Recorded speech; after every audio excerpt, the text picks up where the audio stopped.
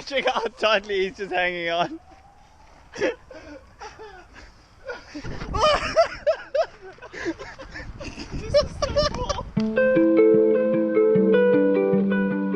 So the Tour of Szeklerland is over. We're now back in Bucharest. We are flying out tomorrow, so we have the day in the city. We're in this cool park somewhere in the city, and it's been a super rad morning so far. It's pretty early, there's not a lot open, so we're just jamming.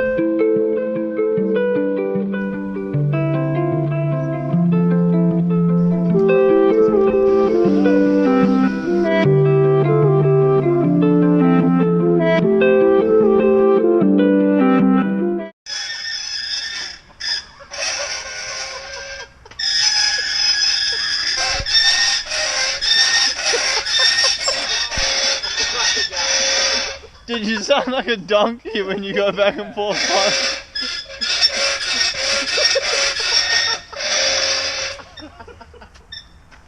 Oh, it's like a nice quiet park.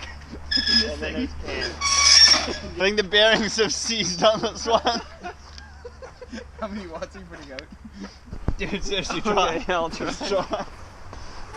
Oh.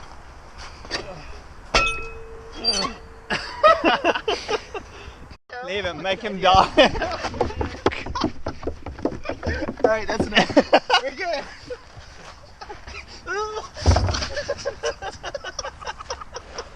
So the Tour of Szeklerland and my time in Romania have come to an end. I'm back at the airport.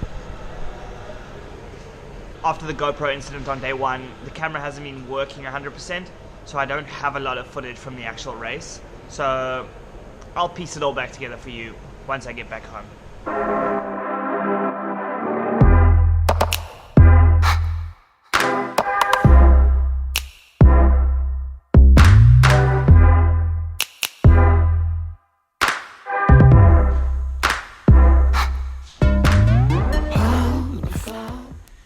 I'm a pretty big power numbers nerd as well, so I love analyzing all this stuff and going through it. So if this is not really up your street, I do apologize, but this is the Tour of Szeklerland by numbers. First things first, the GoPro is working back to 100%. It just needed a bit of a reset, and it seemed to fix the problem. It was kind of like freezing up a bit. So because of the whole freezing issue and the falling out of the car, etc., I don't have a lot of footage from the race. So I thought I'd break the race down stage by stage and sort of go into how it went for me, and also analyze the power data that it took to actually finish the race and do what I did. Stage 1 was 185 kilometers, and it took us 4 hours and 15 minutes to finish. The profile was relatively flat most of the day, but had a climb sort of towards the end. Well, relatively flat, it was a lot of rolling terrain. The first hour was particularly aggressive. I think we averaged almost 50 kilometers an hour. And for the whole stage, I think we averaged almost 46 kilometers an hour. The entire stage, I averaged 230 watts and had a normalized power of 275 watts. So not an insanely hard day, but pretty solid. The toughest part of the stage for me was after about 35 minutes, I slipped into a 10-rider group that went off the front, and we were up the road for only about 20 minutes. The peloton didn't seem to give us any space, and we really sort of just stuck maybe 30 to 45 seconds out in front there. We worked really hard together, but it just didn't go. The hardest part for me was getting into that break. Was a 2-minute power of 465 watts. That was sort of bridging over a small little gap to get in there, and then I took a few turns to really try and force it and get it away, as did all the other guys. That gave me a peak 5-minute power of 403 watts and a peak 20-minute power of 330 watts. It was pretty tough. I mean, we were hammering and really trying to get away, but we just couldn't get the elastic to snap. After I came back, there was a lot more attacking, and eventually my teammate Brett slipped into the actual move of the day. At 40 kilometers to go, we caught the breakaway, and we also hit the base of the major climb for the day. It was a 4-kilometer climb. I think the gradient was between 4 and 6%. I got a little bit caught out. There was a split in the field, and it didn't come back together, and ended up finishing in the second group. My group lost about 4.5 minutes, which was pretty frustrating because I kind of thought guys would really want to work together to get back, but we just weren't coming back. It was just too fast up front.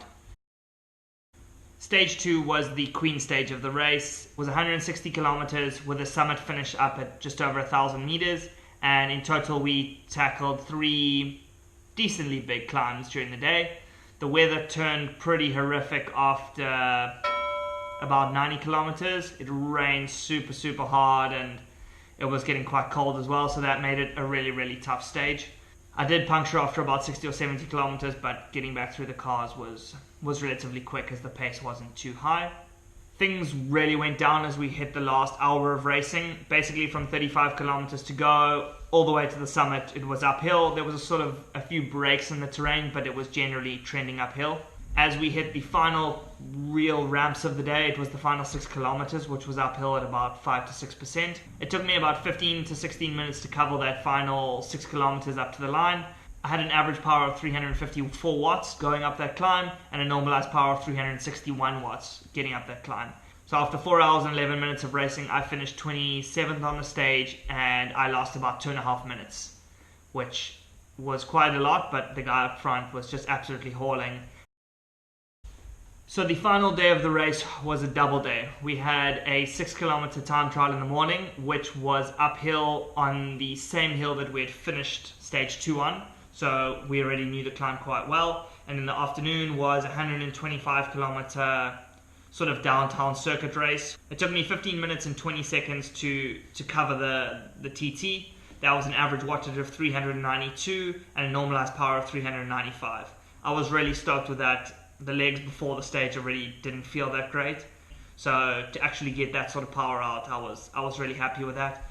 That effort was good enough for 13th place, and I lost 2 minutes 16 to the winner. So the guy who won was putting out some really good wattage because I was maxed. I couldn't have gone any faster, and I couldn't have raced it any differently. So to me, that's a sign of a good TT. The final stage was 125 kilometers, which we completed in 3 hours. The final stage for me actually started super fast. It actually caught me out a little bit how fast we started. The first 20 minutes I had to average 352 watts, and within that first 20 minutes I had a peak 2-minute power of 447 watts. So we really didn't hang around off the start line there. The average wattage for the stage was 243 watts and a normalized power of 301 watts. So it actually was the toughest stage, but it was also a bit shorter, so that kind of accounts for it a little bit as well. The city circuit was quite tight and took a lot of explosive efforts. There was one climb, maybe 300 meters at about 8 or 9%. That took a pretty big explosive effort, but the rest of it wasn't too bad. We got to go up this cool little cobbled climb. It wasn't long and it wasn't steep, but it was actually pretty rad during the race. So across the 4 stages of racing, I lost 9 minutes and 20 seconds, which put me in a GC position of 29th. My teammate Brett finished 1 ahead of me in 28th. Yeah! I was really happy with that result, especially after the first day with kind of missing out a little bit on that split.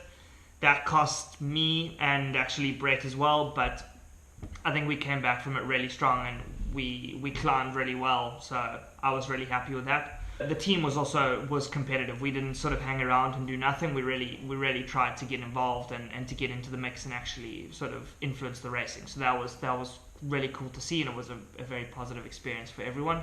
Highlight of the trip though was definitely the teammates. Actually, it turned out really well. Everyone was super nice. We got on really well. We had a billion laughs, and super big thank you to Lois Rates for getting us on the start line and to Fred for organizing everything. I mean, stuff wouldn't happen without the managers and without the sponsors. So overall, super good experience, and I was stoked I got to do it. For anyone who wants to do all the watts per kilo calculations, I weigh 67. If you'd also like to check out some of the race footage, I will link the race's YouTube channel just up here. And if you'd like to check out the full results, I'll link Pro Cycling Stats down in the description below.